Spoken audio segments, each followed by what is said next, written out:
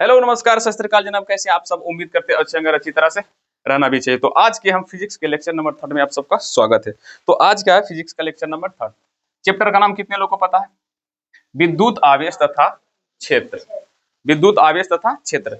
पिछली क्लास में मैंने कूलाम के नियम को डिस्कस किया था और बोला कूलाम के नियम क्या था? F K Q1 Q2 by. और मैंने कल की क्लास में ही बोला था कि हम डिस्कस के जो है के को हम क्या करेंगे, कल की क्लास में डिस्कस करेंगे। तो आज की क्लास में हम किसके बारे में पढ़ेंगे? टोटली आज जो है वीडियो किस पर रहेगा? के पर। और याद रखना, यहाँ से तुमको सिर्फ ऑब्जेक्टिव ही नहीं सब्जेक्टिव क्वेश्चन भी बनता है और ऑब्जेक्टिव भी क्वेश्चन बनता है। और बताएं एक चीज, ये के को जब पढ़ेगी तो थोड़ा सा इरिटेशन लगेगा। सबको बता देते हैं अभी, थोड़ा सा क्या लगेगा? इरिटेशन। मतलब कहीं कहीं लगेगा भैया इसका क्या काम है, क्या इसका उपयोग है, वो थोड़ा सा लगेगा। लेकिन हाँ याद रखना, यहाँ से सबसे ज्यादा क्वेश्चन भी बनता है और सबसे ज्यादा कंफ्यूजन भी यहीं पे होता है हर एक बच्चे को। ठीक, जैसे कि कल की क्लास में मैंने बताया था, कूलाम जी बोले थे कि दो आवेश के बीच बल किस पर डिपेंड पड़ता है? दोनों आवेश के परिणाम पर। आवेश छोटा तो बल भी छोटा, आवेश बड़ा तो बल भी बड़ा। अच्छा, दूरी बढ़ा देंगे तो बल क्या हो जाएगा? घट जाएगा। और दूरी घटाएंगे तो बल क्या हो जाएगा? बढ़ जाएगा। और डिपेंड किस पर पड़ता है? तो मीडियम पे। बोले थे कि आवेश कहाँ रखा है उस पर भी निर्भर करता है। अगर आवेश हवा में रखा तो बल लगेगा ज्यादा, और वही आवेश को समान दूरी पर अगर जल में रख दिया जाएगा तो बल थोड़ा सा क्या हो जाएगा? कम जाएगा। जैसे कि एग्जाम्पल के लिए मान लो कोई Q1 Q2 कुछ दूरी पर रखा हुआ, मान लो 2 मीटर की दूरी पर रखा हुआ, ठीक है। अब इसको निर्वात में रखें, मतलब हवा में रखें, तो इसका जो फोर्स लग रहा है सपोज करो 2 न्यूटन। अब यही समान डिस्टेंस जो दूरी है वो समान रहेगा और आवेश भी वही सेम रहेगा, और इसी को उठाकर कहां पर रख देंगे हम? जाकर जल में जाकर डुबा देंगे। जल में क्या करेंगे? डुबा देंगे। तो इसका फोर्स क्या होगा? 2 न्यूटन से कम होगा। क्या होगा? 2 न्यूटन से क्या जाएगा? कम जाएगा। क्यों? क्योंकि जल के जो कण हैं, ये दोनों आवेश के बीच में क्या करेगा? रुकावट उत्पन्न करेगा। बल जो लग रहा है उसको क्या करेगा? रुकावट करेगा। एग्जाम्पल्स के अगर जरिए हम समझाएं तुम सबको, एग्जाम्पल के जरिए, तो भैया देखो, तुम सब चुंबक कभी सटाइए आपस में। देखो भैया फिर से बोलते हैं, ये चुंबक है, ये चुंबक है। क्या करना? दो चुंबक को ऐसे ही सटाओ खाली में, थोड़ा सा वो जल्दी ज्यादा चिपकेगा और कस के चिपकेगा। अब क्या करना, ये दोनों चुंबक के बीच में तुम अपना किताब या कॉपी कोई डाल देना, किताब या कॉपी डाल देना, चिपकेगा बस, लेकिन थोड़ा सा कम बल लगाएगा, थोड़ा सा बल। जैसे कि दोनों ऐसे चिपका तो वो आसानी से ऐसे करके, मान लो इसके बीच में कुछ नहीं है और चुंबक आपस में सटा हुआ, तो उसको छुड़ाएगा तो भैया बल थोड़ा ज्यादा लगेगा छुड़ाने में, क्योंकि वो अच्छे से सटा हुआ है। लेकिन जैसे इसमें बुक डाल दोगे तो होगा क्या कि तुम इसको आसानी से अलग कर दोगे। तो ये जो किताब बीच में आकर क्या किया, ये दोनों चुंबक के बल को जो क्या कर दिया, वो कम कर दिया। क्या कर दिया? कम कर दिया। रोका नहीं, सिर्फ कम कर दिया। ठीक, तो भैया ये बीच में जो आया इसी को बोलते हैं क्या? माध्यम। क्या बोलते हैं? माध्यम। जैसे कि दो आवेश के बीच में जो जल आया तो जल एक क्या है भैया? माध्यम। तो मध्यम के बारे में तो तुम सबको पता होगा। क्यों पता होगा? क्योंकि क्लास 10th में मध्यम को अच्छे से हम पढ़े। मीडियम किसको किसको कहते हैं? तो मीडियम हवा है, जल है, दूध है, धातु भी एक क्या है? मीडियम है। जेकरा में जिससे बल आर पार हो जाए उसी को क्या बोलते हैं? मीडियम। ठीक है ना? तो भैया यही है तुम्हारा। अब यही पर हम क्या करेंगे? पढ़ेंगे के बारे में। और कल की क्लास में तो पहला हेडिंग डालना है कि भैया आवेश। ये कौन है? कोई बच्चा था क्या? गेट को थोड़ा सा अति करो। क्या पढ़ेंगे? निर्वात में के का मान। निर्वात में स्थित आवेश के लिए के का मान।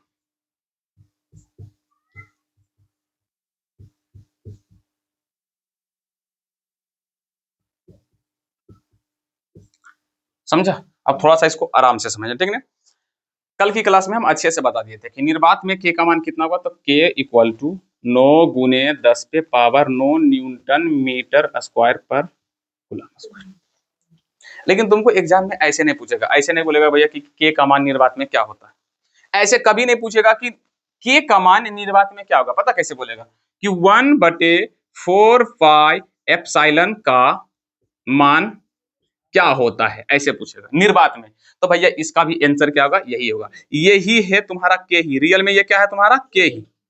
रियल में तुम्हारा ये क्या है? के ही। मतलब तुम या तो के लिख दो या तो 1/4 पाई एप्सिलॉन, इसको क्या बोलते हैं? जस्ट कॉल मी एप्सिलॉन। क्या बोलते हैं? एप्सिलॉन। और इसको हिंदी में बोलेंगे परावैद्युतांक। परावैद्युतांक, परमिटिविटी इंग्लिश में बोलते हैं परमिटिविटी, इसका एक और नाम है फेमस नाम विद्युतशीलता। ये देखना क्या बोलते हैं विद्युतशीलता, मतलब 1/4 पाई एप्सिलॉन दोनों लगभग क्या है सेम है। फिर से 1/4 पाई एप्सिलॉन या तो के दोनों क्या है सेम है। तुम्हारे एग्जाम में बोलेगा 1/4 पाई एप्सिलॉन का मान क्या होता है, तो ऑप्शन ए में तुम्हारा दिया रहेगा 9 गुने 10⁻9 न्यूटन मीटर स्क्वायर पर कूलम स्क्वायर, या तो पूछेगा 1/4 पाई एप्सिलॉन का मात्रक क्या होता है, का मात्रक क्या होता है, तो भैया खोजना न्यूटन मीटर स्क्वायर पर कूलम स्क्वायर, ये वाला खोजो और टिक क्या कर देना मार देना। कभी भी तुमको के नहीं पूछेगा, और हम कल की क्लास में बताए थे कि के को हम डिटेल से कल की क्लास में हम पढ़ेंगे, मतलब आने वाला क्लास में। तो आज वो क्लास था, इसीलिए हम क्या किए के को अच्छे से पढ़े। एक काम करो, रुको थोड़ा सा, समझ में आया। तो भैया निर्वात में स्थित आवेश के लिए के का मान क्या आएगा, तो के बराबर 9 गुने 10⁻9 न्यूटन मीटर कूलम स्क्वायर, ठीक नहीं। लेकिन लेकिन लेकिन लेकिन लेकिन यदि मीडियम में रहा तो, यदि मध्यम में रहा तो, मध्यम में स्थित आवेश के लिए के का मान, अभी नोट्स मत करना, आवेश के लिए के का मान, के का, तो भैया के बराबर 1/4 पाई एप्सिलॉन एम लिखते हैं। मान बाद में पता करेंगे, पहले के को 1/4 पाई एप्सिलॉन एम लिखते हैं। क्या लिखते हैं, एम फॉर मीडियम, मीडियम मतलब मध्यम। तो भैया इसी तरह से हम बोलेंगे भैया के को ऐसे अभी लिखे थे 1/4 पाई एप्सिलॉन, क्या लिखे थे एप्सिलॉन, लेकिन यहाँ पर हम बोले भैया निर्वात के लिए, तो यहाँ पर होगा एप्सिलॉन नोट, यहाँ पर 0 दे देंगे तो मतलब उसी को क्या बोलते हैं एप्सिलॉन नोट। अच्छे से याद कर लो, देखो के बराबर इसको लिख सकते हैं 1/4 पाई एप्सिलॉन, क्या लिखते हैं एप्सिलॉन, लेकिन निर्वात में है तो 1/4 पाई एप्सिलॉन, और मध्यम में तो 1/4 पाई एप्सिलॉन एम, ठीक नहीं। तो भैया ई नोट क्या है, तो पहले बताओ ई क्या है, तो भैया परावैद्युतांक या विद्युतशीलता। अब जैसी दे दिए नोट तो मतलब ये क्या दर्शा रहा है निर्वात, तो मतलब निर्वात का परावैद्युतांक, निर्वात का परावैद्युतांक, निर्वात का परावैद्युतांक या तो बोल सकते हो विद्युतशीलता,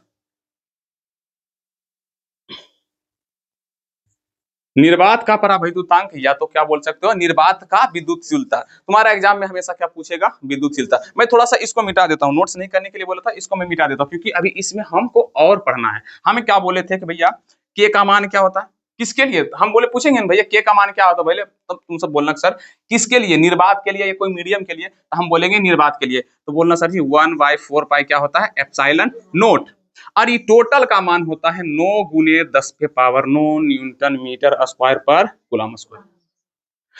लेकिन तुमको कभी भी एग्जाम में नोट नहीं लिखा मिलेगा, सिर्फ ऐसे रहेगा। तो ऐसे रहेगा तो फिर भी समझ जाना कि भैया किसका पूछ रहा है निर्वात का ही।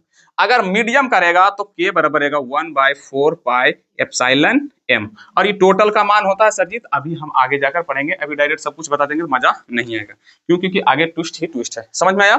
तो पूछेगा 1/4 पाई एप्सिलॉन का मान तो इतना ही, अगर नोट भी दे देगा तो उतना ही, नोट दे दिया तो मतलब बोल रहा कि निर्वात में, अगर नहीं भी दिया है तो फिर भी समझना भैया क्या कि निर्वात का परावैद्युतांक।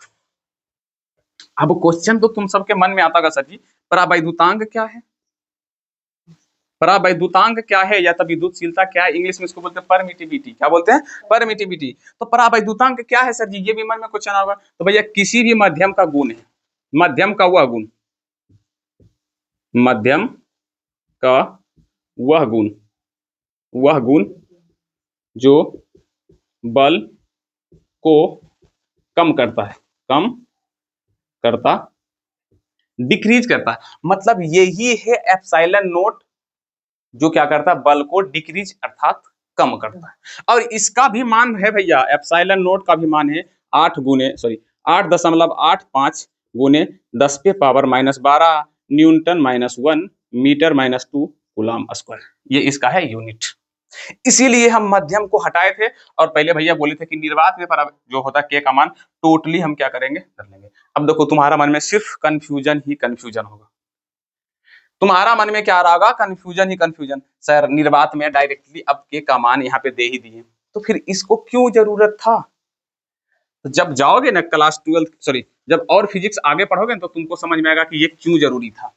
जब आगे जाओगे तो फिलहाल इतना समझ लो कि निर्वात में स्थित आवेश के लिए के का मान डायरेक्टली इतना होता है। अगर तुमको और ज्यादा तुमको कंफ्यूजन पैदा करना मतलब और पढ़ना है, देखो हालांकि एग्जाम में तुमसे पूछेगा, हमको काम जब न्यूमेरिकल बनाएंगे तो हमको इतना ही से काम है, लेकिन ऑब्जेक्टिव यहाँ से तुम्हारा आएगा, सब्जेक्टिव तुम्हारा यहाँ से आएगा, इसीलिए हम पढ़ा रहे हैं। हम चाहते थे भैया समझ ही आ रहा था तुम सबको, बल निकाल ही रहे थे, तो हम यहीं पर पढ़ा कर क्या कर देते हैं, छोड़कर निकल जाते हैं, सस्ता में निपट जाते हैं, भैया चलो कोई बात नहीं, बच्चा को समझ में आया खत्म। लेकिन यहाँ से तुम्हारा खाली ऑब्जेक्टिव का क्वेश्चन बनेगा और सब्जेक्टिव का पूछेगा परावैद्युतांक क्या है, तो मध्यम का हुआ गुण जो बल को क्या करता है, कम करता है। क्वेश्चन पूछा हुआ, इसीलिए हम बताएं। पूछेगा परावैद्युतांक का मान कितना होता है, परावैद्युतांक का मान कितना होता है, मतलब एप्सिलॉन नोट, ये टोटल का नहीं पूछ रहा है, सिर्फ एप्सिलॉन नोट का पूछ रहा है। तो एप्सिलॉन नोट का भी अलग से मान होता है, एप्सिलॉन नोट बराबर 8.85 गुने 10 के पावर -12। हम इसका यूनिट तो जस्ट इसका उल्टा, इसका जस्ट उल्टा यूनिट होता है इसका। इसका है पावर देखो 1 है, इसका -1, एक पावर 2 है तो इसका -2, और कुलाम यहाँ माइनस है, कुलाम पर पावर ये नीचे बटा है, इसका जगह ऊपर, तो किसी को कोई दिक्कत नहीं। इसका एक और मात्रक है, चाहो तो लिख सकती है Fm-1। समझ में आया। परावैद्युतांक क्या है, तो मध्यम का हुआ गुण जो बल को क्या करता है, कम करता है, और परावैद्युतांक का तुम्हारा मान भी है यहाँ पे 8 गुने 8 5 गुने 10 के पावर -12 न्यूटन -1 मीटर -2। अच्छा इसका एक होता बीमा भी, क्या होता, बीमा। बीमा बीमा क्या होता, ATML 24 -1 ये है इसका क्या, बीमा। इसको फिर से लिखें नीचे, बीमा क्या है, ATML -2 4 -1 -3। अब इसको हम क्या क्या डायरेक्टली आद कर लिए, ए पर पावर 2, हालांकि मेरा लिखा हुआ ए पर पावर 2 यहाँ लिखाना चाहिए, 4 यहाँ लिखा जाना चाहिए, और माइनस यहाँ 1 लिखा जाना चाहिए, 3 माइनस यहाँ पे लिखा जाना है। क्लास को छोड़कर भागोगे तो भैया बहुत पछताओगे। अभी हम इसको अभी समझ में नहीं आएगा, थोड़ा सा और आगे जाओ समझ में आएगा। क्लास को इतना दूर में तुमको समझ में आ जाएगा थोड़ी ना, फिजिक्स है, क्लास 12 का फिजिक्स है, थोड़ा सा और आगे जाएंगे तो फिर सब कंफ्यूजन दूर हो जाएगा। फिलहाल के लिए इसका बीमा याद कर लो, इसका बीमा याद कर लो। अच्छा इसको हम पता कैसे याद रखें, ATML 24 13 खाली चीन याद रखें बस, खत्म। तो भैया यहाँ तक पहले नोट्स करो और इसको अच्छा से पहले लिखो और याद करो, उसके बाद इसका बताते हैं हम कैसे उपयोग है।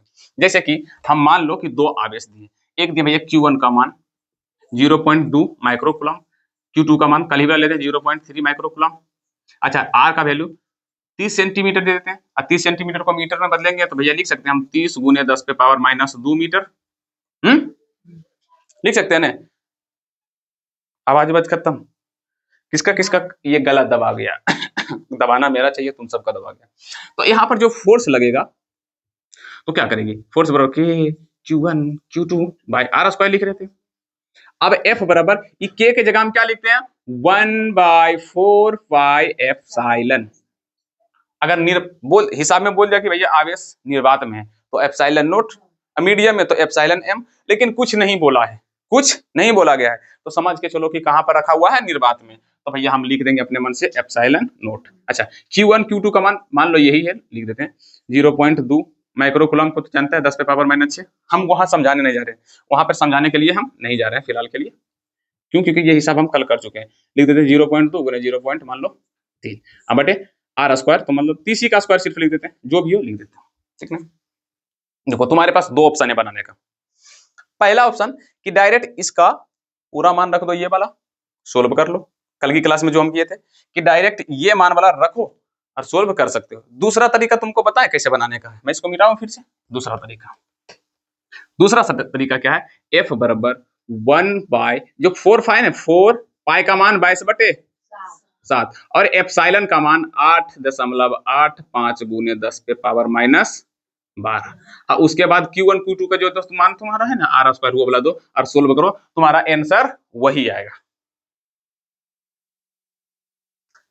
अगर ये भी रखोगे तो आंसर वही आएगा, और ये सब भी रखोगे तो आंसर वही आएगा। जस्ट हम दो चार को समझने को, अब सर जी इतना बड़ा का ऐसे करके गुना भाग करके कौन सोल्व करेगा? हम सोल्व करने के लिए नहीं बोल रहे हैं, सिर्फ समझाने के लिए, ताकि तुम अच्छे से समझ जाओ, इसीलिए हम क्या रखें, यहाँ पर रखें। और भैया इस सब को अगर पूरा सोल्व करोगे तो फाइनल आंसर तुम्हारा वही आएगा, 9 गुने 10 पे पावर माइनस 9। तो भैया इसको हम सोल्व क्या करेंगे, डायरेक्ट यही नहीं रख देंगे, बस इसको हमको सिर्फ याद रखना है कि भैया इसका मान इतना होता है। समझ में आया? हिसाब अब न्यूमेरिकल बनाने के लिए जाएंगे तो ये वाला मान रखेगी तो तुम्हारा दिमाग का भेजा उड़ जाएगा, इसीलिए इसको अब हटा दो। समझ में आ गया कि नहीं कि कहां पर इसका मान पुट करना है, बस उतना समझना है। अब बाकी बात याद रखना, परावैद्युतांक क्या था, तो माध्यम का हुआ गुण जो बल को क्या करता है, कम करता है। और इसका मान होता है 8 गुने 8 5 10 पे power minus 12 newton metre -2 coulomb square. इसको Fm-1 भी बोलते हैं। इसका बीमा क्या होता है, 80 MLA 24 13। हम ऐसे याद किए, हमारा भैया ये ट्रिक है, ये हमारा क्या है, ट्रिक है। अच्छा ये मात्रक, तो भैया के उल्टा मात्रक, के जस्ट उल्टा मात्रक, n पर 1 -1, m पर 2 -2, ठीक कर ली भैया। ये है निर्वात के लिए, ये टोटल क्या था, निर्वात के लिए। अब तुमसे यहाँ पर हम क्वेश्चन पूछते हैं, अगर डायरेक्टली हम पूछेंगे, क्वेश्चन कुछ पूछेगा के का मान क्या हो सकता है, के का मान क्या होगा, ऑप्शन ए में देगा 1/4 पाई एप्सिलॉन, बी में देगा 4 पाई एप्सिलॉन। अच्छा तू ही को बता कौन है, तो भैया ए पूछेगा 1/4 पाई एप्सिलॉन का मान कितना होता है, तो 9 गुने 10 पे पावर 9 न्यूटन मीटर स्क्वायर पर कूलम। अच्छा पूछेगा एप्सिलॉन का मान क्या होता है, एप्सिलॉन को बोलते हैं परावैद्युतांक। तुमको या तो एप्सिलॉन पूछेगा ऐसे, ई नोट पूछेगा, या तो डायरेक्ट ऐसे तुमसे पूछ लेगा कि परावैद्युतांक का मान क्या होता है, या विद्युतशीलता का मान क्या होता है।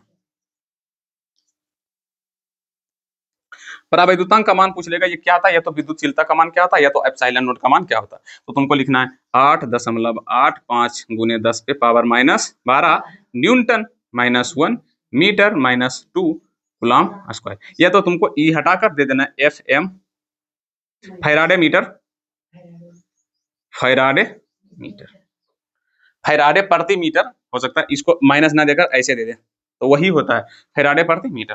तो कितना लोग इतना बना देंगे, तो यहाँ से सिर्फ तुमको ऑब्जेक्टिव ही ऑब्जेक्टिव पूछेगा, सब्जेक्टिव में सिर्फ तुमसे यही पूछेगा कि भैया बताइए कि विद्युतशीलता या परावैद्युतांक क्या होता है। तो माध्यम का वह गुण जो बल को क्या करता, कम करता। कट करें इसको, बंद करें। चलो भैया अब क्या करते हैं, मीडियम में अगर रहे तो खत्म। यहाँ से भी ऑब्जेक्टिव बनता तुम्हारा भर भर के, जब ऑब्जेक्टिव ये चैप्टर खत्म होगा ना तो ऑब्जेक्टिव का जब करेगी तो फिर समझ में आएगा, ओहो सर आप बहुत अच्छा काम किए कि ये हमको क्या किया, पढ़ा दिए। अगर हम चाहते तुम सबको बगैर बताए हम यहाँ से निकल सकते थे, लेकिन एग्जाम से हम कैसे निकलते हैं, एग्जाम में तो हम डरा जाते हैं। जाती तुम सब एग्जाम देने के लिए, फिर माथा नोचती कि सर कहाँ बताइए ऐसे, ठीक है ना। अब हेडिंग दूसरा डालना है भैया, मध्यम में के का। तो बताए थे कि मीडियम में रहे तो के बराबर 1/4 पाई एप्सिलॉन m लिखना, और याद रखना इसका टोटल मान नहीं होता है। पहले आराम से जिस तरह से अभी लिखे थे, आई कोना में बताए थे, समझ में आ गया था। पहले इसको भी आराम से लिख देते हैं, उसके बाद हम कोना में ले जाकर बताएंगे, तुम सबको समझ में आ जाएगा। अब देखो em जो होता है ना, वो क्या है, मध्यम का परावैद्युतांक, मध्यम का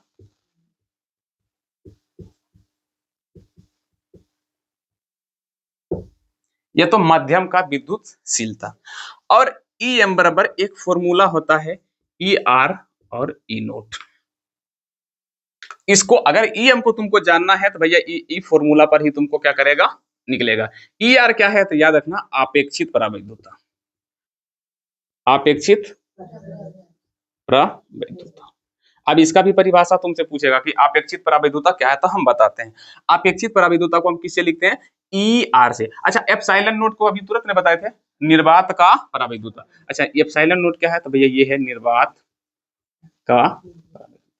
आराम से पहले बढ़िया से देख लो, उसके बाद इसको हम फिर तुमको करवाते हैं परावैद्युता, ठीक नहीं। अच्छा Er क्या है, तो मध्यम का परावैद्युतांक, क्या है, मध्यम का अच्छा किसको लगता है कि ई नोट का तो मान पता है सर जी, हमको यहाँ पर किसका मान चाहिए, em का। तो ई नोट का तो मान तुमको अभी तुरंत हम बताए थे, एप्सिलॉन नोट का 8 गुने 8 5 10 पे पावर -12 बताए थे ना। अगर हमको Er का मान पता चल जाएगा तो फिर तो ये दोनों गुना करके हम EM ले लेंगे। तो भैया ER का मान तुम्हारा फिक्स रहता है, ER का मान तुम्हारा क्या रहेगा, फिक्स रहेगा। अब यहीं से तुम्हारा ऑब्जेक्टिव पूछेगा ER को हम लिखेंगे अपेक्षित परावैधुता। क्या लिखेंगे, अपेक्षित परावैधुता का मान। अगर आवेश हवा में हो, ध्यान से, अगर आवेश हवा में मान हो तो ER का मान होता है 1, अगर जल में हो तो ER का मान होता है, सॉरी जल में ER का, इस बार एग्जाम में पूछा था, ऑप्शन बी में होगा 81। हवा में ER का मान, ER बोले तो अपेक्षित परावैधुता 1, धातु में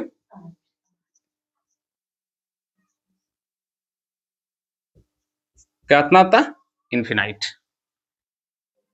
क्या तुम क्या सिखा रही, धातु में ER का मान इन्फिनाइट होता है, अनंत होता है, उतारी, तुम सब नोट्स गलत की होगी। हमको याद है अच्छा से, ये 3 को अगर याद कर लोगे तो यहां से तुम्हारा 1 नंबर क्या हो गया, पक्का। क्या हो गया भैया, पक्का। ऐसे नोट्स करो, यहाँ पे ये नोट्स करो, ये वाला नोट्स करो। अपेक्षित परावैद्युतांक क्या होता है, इसका परिभाषा भी हम बताते हैं। पहले जल में ER का मान 81, हवा में ER का मान, धातु में ER का मान अनंत। मतलब कुछ भी हो सकता है, कुछ भी हो सकता है, कुछ भी हो सकता है। देख भैया, यहाँ पर तुमको समझ में आए चाहे नहीं, लेकिन एग्जाम के अकॉर्डिंग तुम क्या हो जाओ यहाँ पे सीरियस, क्योंकि सबसे ज्यादा कंफ्यूजन यहीं पर होता है। हो रहा कंफ्यूजन कि नहीं, कितना लोगों को कंफ्यूजन हो रहा है, लेकिन याद रखना सबसे बेसिक क्वेश्चन यहीं से तुमको बनेगा। ये तो फिक्स है 1 नंबर, हर साल। अगला साल पूछा था कि धातु में अपेक्षित परावैद्युतांक का मान कितना है, अनंत। इससे पहले वाला पूछा था हवा में, अब पूछा है जल में। तो अब ये दोनों में से कोई एगो पक्का पूछेगा कि भैया हवा में अपेक्षित परावैद्युतांक का मान कितना होता है, 1, धातु में, और क्या है एक साथ जो बोल रही थी, कांच। अच्छा, कांच में भी बोल देते हैं, कांच में ER का मान कितना होता, 7। दो भैया ये भी याद कर लो, हो सकता पूछ ले। समझ में बताया। अब क्वेश्चन ये कि सर जी अपेक्षित परावैद्युता का हम परिभाषा कैसे लिखें, दिमाग का यहीं पर तुम सबका हो रहा दही। इसीलिए हम अगर कल की क्लास में हम पढ़ा देते ना ये, तो लिख के कहते हैं कि तुमको कूलाम के नियम से पूरा डर लगता है, लेकिन कल तो कूलाम के नियम तुम सबको बहुत अच्छा लगा। लेकिन इसको, हालांकि इसका ज्यादा यूज हम करेंगे नहीं, लेकिन यहाँ से क्वेश्चन बनता है, इसीलिए हम क्या कर रहे हैं, इसको पढ़ा रहे हैं। समझ में आया? अब कौन आवेश को लेकर जाकर पानी में रखेगा, हम ना ले जाकर रखेंगे, तुमको कुछ कर ले, तुम कुछ कर लेगा। कौन को 2 आवेश के बीच में धातु रख रखेगा, क्या हम नहीं रखेंगे, हम ऐसी क्या मतलब। तो लेकिन एग्जाम में अगर ये पूछा नहीं जाता तो हम नहीं बताते, लेकिन याद रखना यहाँ से एग्जाम में तुमसे क्वेश्चन बनेगा। और क्वेश्चन पूछेगा कि अपेक्षित परावैद्युतांक से आप क्या समझते हैं। तो भैया ER को रख लेते हैं और E नोट को इधर भेज देते हैं। तो ER बराबर क्या आ जाएगा, EM बटे E नोट। अब भैया बताओ अपेक्षित परावैद्युतांक क्या है, मध्यम में परावैद्युतांक और निर्वात में परावैद्युतांक के अनुपात को ही क्या बोलते हैं, ER। मतलब अपेक्षित परावैद्युतांक यानी कि ER बराबर EM बटे E नोट। यहां से तुम्हारा ऑब्जेक्टिव में क्वेश्चन आ जाएगा, यहां से तुम्हारा ऑब्जेक्टिव में क्वेश्चन आएगा कि अपेक्षित परावैद्युतांक का फॉर्मूला क्या होता है। तो EM बटे E नोट। हो सकता है E नोट ना रहेगा, E रहेगा, फिर भी तुम सबको समझना है E नोट। अब परिभाषा बोलेगा लिखने के लिए, तो मध्यम का परावैद्युतांक और निर्वात का परावैद्युतांक के अनुपात को ही क्या बोलते हैं, अपेक्षित परावैद्युतांक। तो तुम चाहो तो यहाँ पर अपेक्षित परावैद्युतांक का परिभाषा लिख सकते हो, अपेक्षित परावैद्युतांक लिख दिया, यहाँ पे लिख सकते हो। मध्यम में परावैद्युतांक और निर्वात में परावैद्युतांक के अनुपात को ही क्या बोलते हैं, अपेक्षित परावैद्युतांक। और अपेक्षित परावैद्युतांक को क्या से लिखते हैं हम सब, ER से। क्या से, ER से। ER बराबर EM बटे E नोट। ये चीज लिख लियो, नोट्स करो और इसको अच्छे से क्या करो, याद करो। अब तुम सबको इस सबको फील करवाते हैं, क्या करवाते हैं, फील, कि भैया अच्छा काहे हम पढ़ रहे हैं, ठीक है। चलो भैया आते हैं, इसको मिटा दे। मान लो कोई दो आवेश हवा में रखा हुआ, मीडियम का नाम क्या है, हवा। निर्वात नहीं कहा, वो जो 9 × 10 पे पावर 9 पड़े तो वो तो निर्वात का था, लेकिन हम क्या बोल रहे हैं, हवा में रखा हुआ। दोनों क्या रखा हुआ, हवा में। तो भैया पहले तो फॉर्मूला लिखते हैं, F बराबर K Q1 Q2 by R square. F हमको K का मान क्या था, 1/4 पाई एप्सिलॉन क्या m लिखेंगे, क्या लिखेंगे एप्सिलॉन m, काहे कि मीडियम में ना रखा हुआ है, और q1 q2 by r square.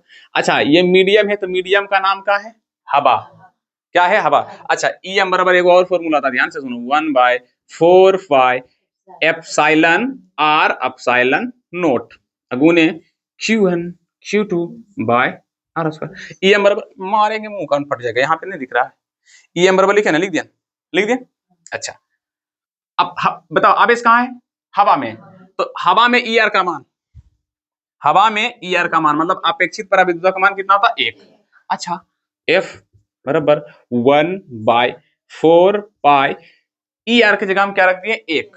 अब 1 आने से इसको कुछ फर्क पड़ेगा नहीं, तो भैया एप्सिलॉन नोट रहेगा खाली नहीं, अगुने q1 q2 by r square, और आवेश का मान जो रहेगा दूरी रहेगा वो बैठा देंगे बाद में, खत्म करो।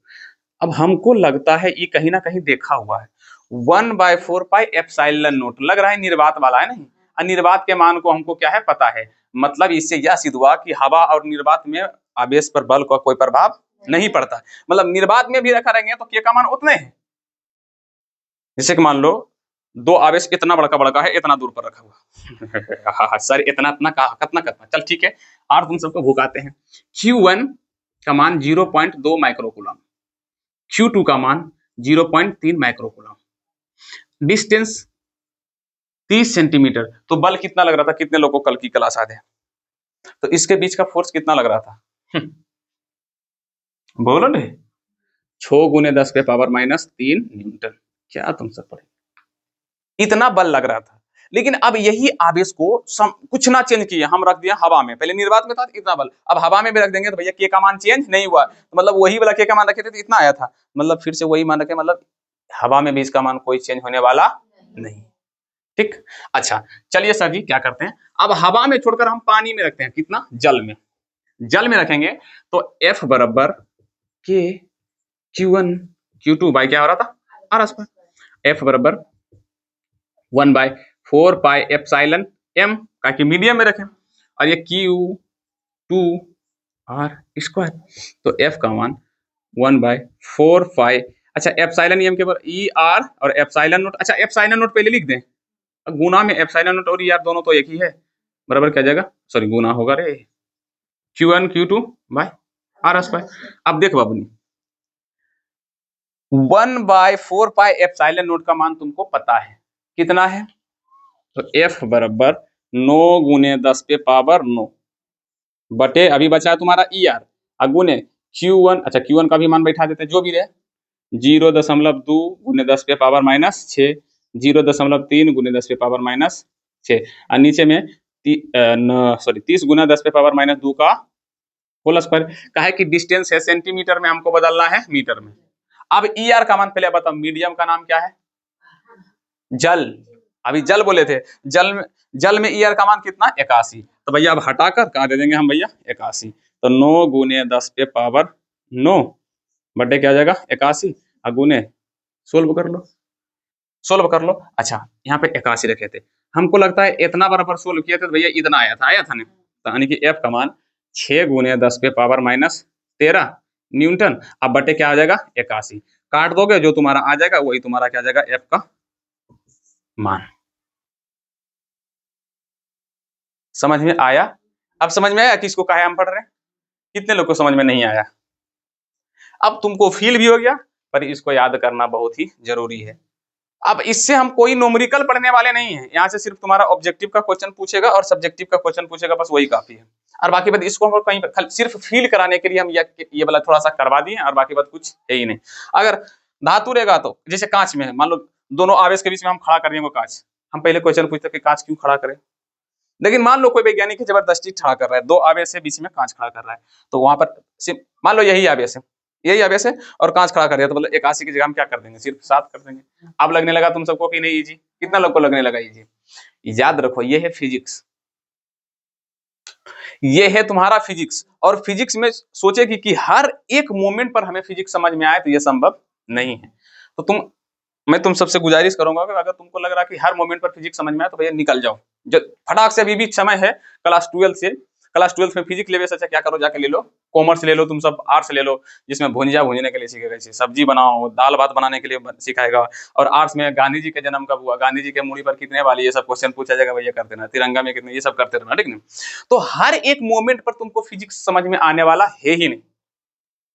तुम सोच रहे हो कि आज क्लास हम पढ़े तो आज ही हमको सब चीज समझ में आ जाएगा, संभव नहीं है। स्टार्टिंग में लग रहा था खराब, अब ये आएगा तो समझ में आ रहा होगा, हाँ अब तो सही है सर जी, अब तो सही है, समझ में बात आई। मैं इसको मिटा दूं। अच्छा, अपेक्षित परावैद्युतांक का परिभाषा लिख देगी, फॉर्मूला से याद रखो, अपेक्षित परावैद्युतांक को ईआर लिखते हैं, ईआर बराबर ईएम बटे ई नोट।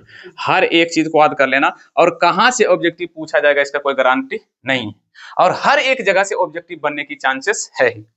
जैसे एप्सिलॉन नॉट का मान पूछ लेगा तो 8.85 गुने 10 पे पावर -12 एफ एम इनवर्स, चाहे फैराडे प्रति मीटर भी बोल सकती हो, ठीक है।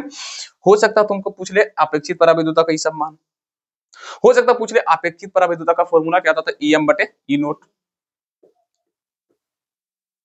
कहीं से भी क्वेश्चन बन सकता है, क्लियर। इसको मिटा दो हम, हाँ चलिए सर मिटा दीजिए, खत्म हुआ ना सब, परिभाषा लिख ले, तुम सबका लिखा उखा हुआ है। हम भी कंफ्यूज आ गए थे भैया ऑनलाइन ऑफलाइन दोनों को पढ़ाने में चलो कोई बात नहीं, अब सब जरूर हो गया,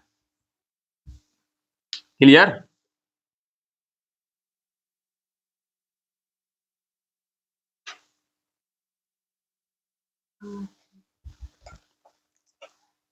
चल भैया, तो इसको अच्छे से याद कर लेना सब के सब। अब हर बार इस पे हम क्या करेंगे, क्वेश्चन तुमसे पूछता रहेंगे, ताकि तुम्हारा कोई दिक्कत, तुमको कोई प्रॉब्लम ना हो, क्लियर।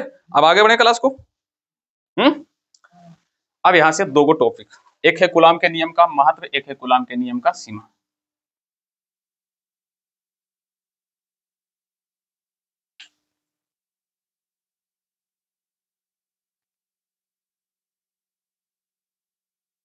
और दूसरा टॉपिक क्या है,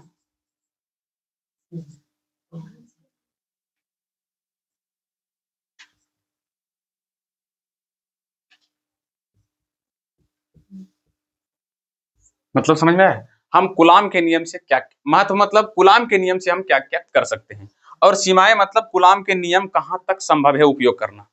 अब मान लो छोटा छोटा आवेश के लिए संभव है, अब तुम हैवा हैवा ले लो, इतने बड़ा बड़ा आवेश लेके आके बोलोगे भैया कि हम कूलाम के नियम का उपयोग करेंगे, आंसर है नहीं होगा। कूलाम के नियम सिर्फ बिंदु आवेश के लिए संभव है, किसके लिए आवेश है, कौन सा आवेश के लिए, बिंदु आवेश के लिए संभव है।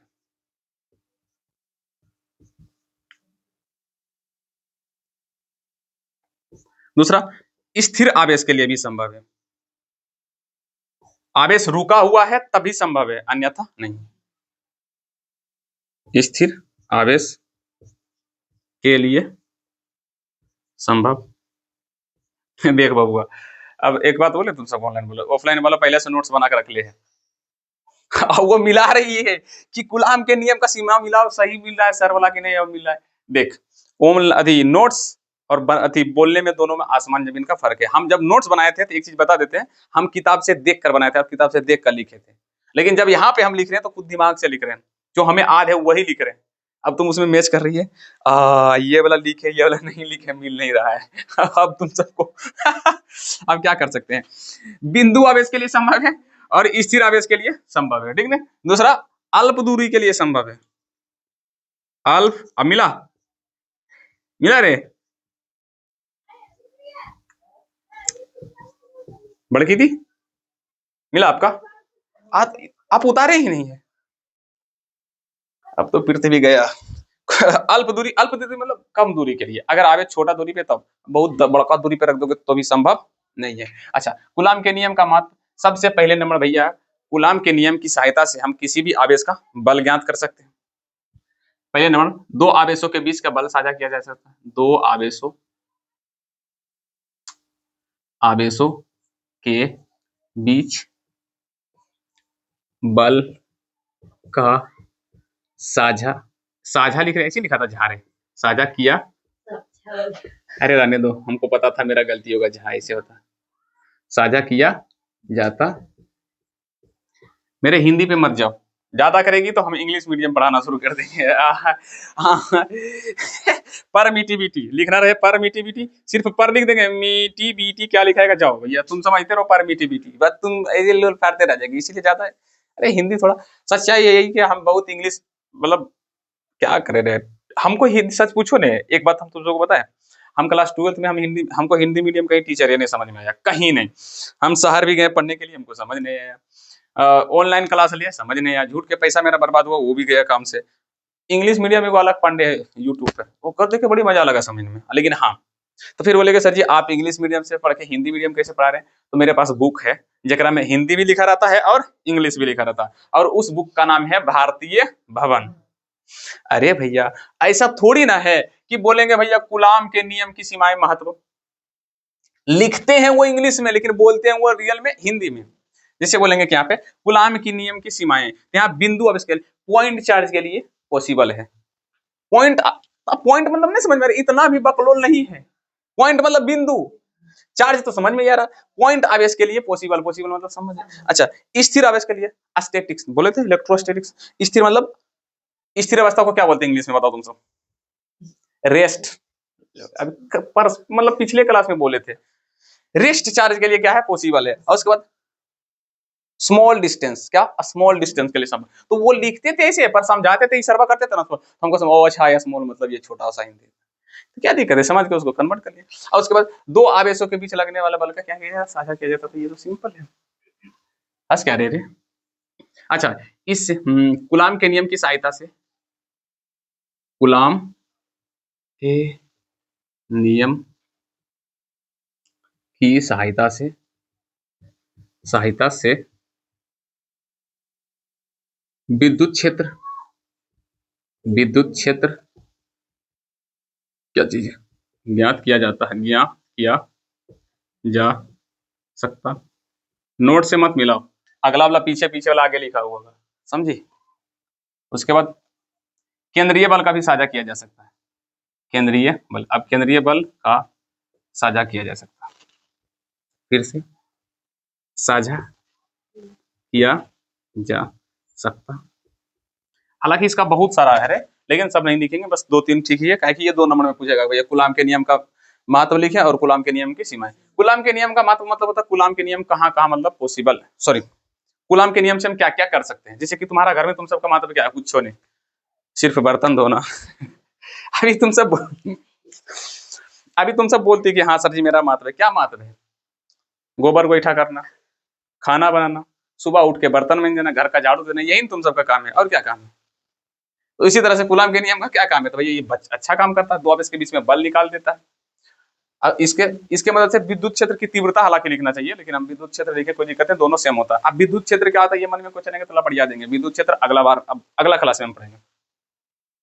केंद्रीय बल का क्या किया जा सकता, साझा किया जा सकता। और उसके बाद कूलम की नियम की सीमाएं, तुम सबको घर में कहाँ तक, मतलब क्या क्या तुम्हारा रूल है घर में, भैया ये चीज कर सकते ये चीज नहीं, तो रूल तो तुम्हारे पास बहुत होगा, घर से बाहर नहीं निकलेगी, अपने मन से कहीं नहीं घूमने के लिए जाएगी, अपने मन से कहीं नहीं जा सकती है, ये सब तुम सबका रूल होगा, है ना। महत्व तो कुछ नहीं है लेकिन रूल बहुत ज्यादा है, महत्व कुछ नहीं पर रूल ज्यादा है। तो उसी तरह से गुलाम के नियम का रूल क्या है, कहाँ कहाँ पॉसिबल, कहाँ कहाँ लग सकता है, देख लो भैया ये चीज याद कर लेना, बस छोटा सा टॉपिक है, और याद रखना हमेशा सोचते रहना इसके बारे में, जो है गुलाम के आज जो क्लास में पढ़ाए उसको हमेशा सोचते रहना, परमिटिविटी क्या है, परावैद्युतांक क्या है, विद्युतशीलता क्या है, अपेक्षित परावैद्युतांक क्या है, ये सब के सब माना रखना। हम इतना बार पढ़ लिया कि हमको उल्टा पुल्टा सब याद है, जैसे भी तुम सब पूछेगा वैसे भी बता देंगे इतना बार, इसीलिए यहाँ पर थोड़ा सा क्या कर देना, ध्यान देना। मिटाएं इसको, मिटा दें इसको, मिटा देते हैं। अब पढ़ेंगे आवेशों का वितरण।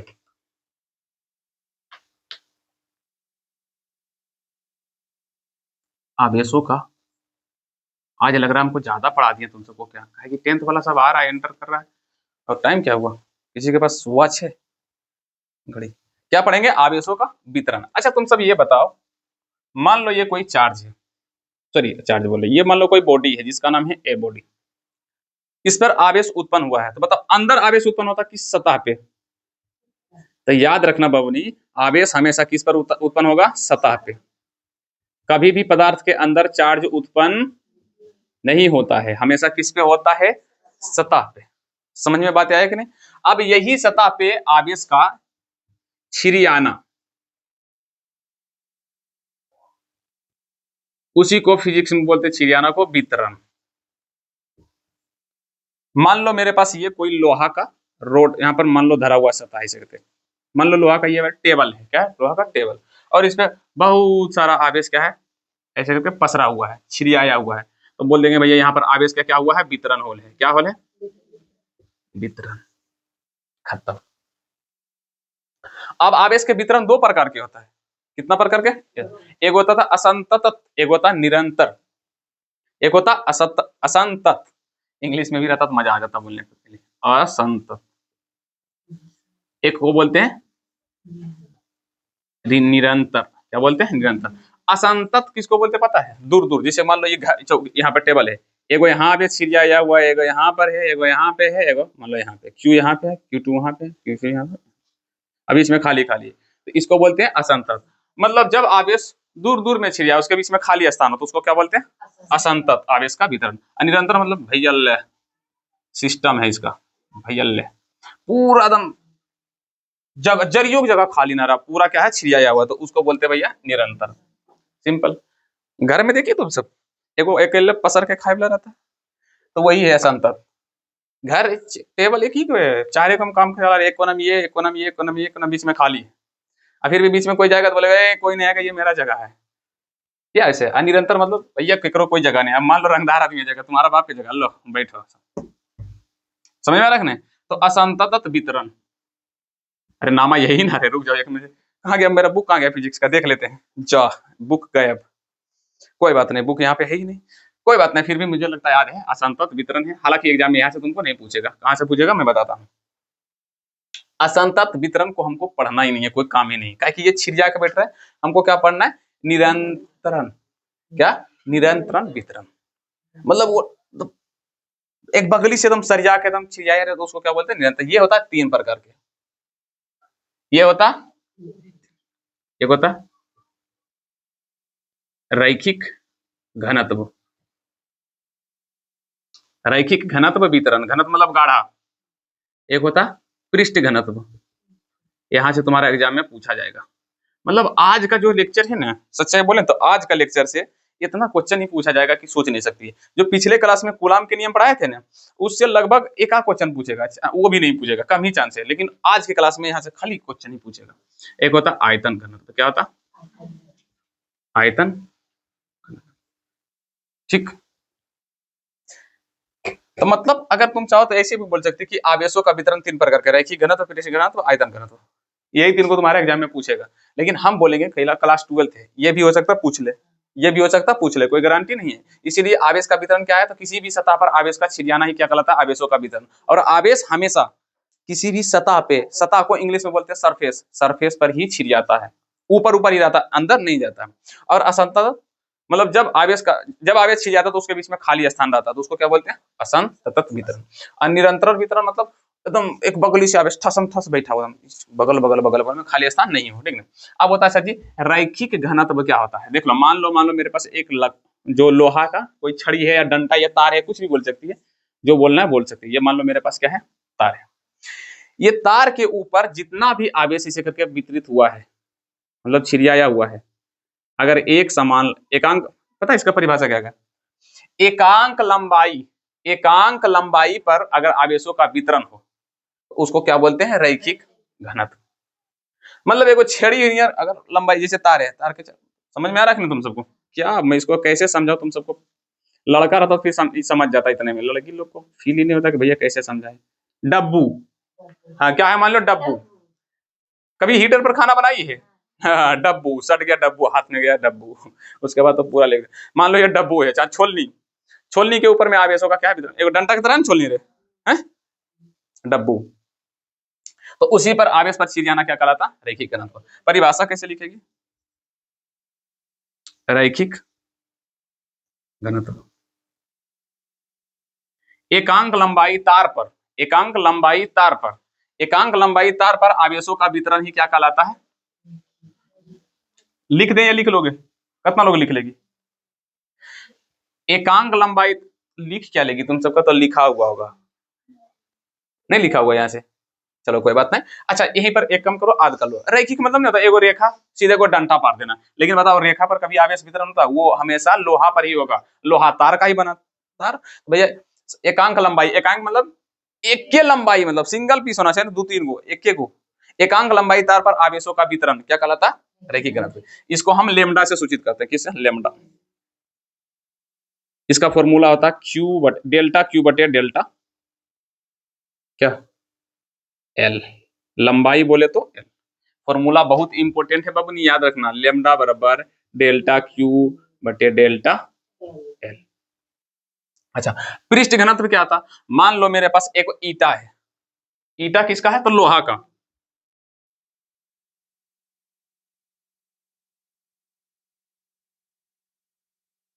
भैया आज की क्लास तुम सबको बहुत अच्छा से याद रहेगा, क्योंकि इसमें बहुत क्वेश्चन पूछा जाएगा, ठीक नहीं? तो एक ईटा के कितने सतह होता है? 6। 1 2 3 4 बाहर अंदर, तो 4 2 कितना हो गया? 6। अब 6 में से किसी एक सतह पर मान लो आवेश का ऐसे करके छिड़ जाना, ऐसे खाली प्लस प्लस लिख दे, समझ जाएगा तुम सब। इसी का सतह है, मान लो पॉइंट जो है ये क्या है? आवेश है। क्या है? आवेश। ईटा के एक ही सतह पे है आवेश का वितरण, तो उसको बोलेंगे पृष्ठ घनत्व। किसी एक सतह पे आवेश का वितरण ही क्या कहलाता? पृष्ठ घनत्व।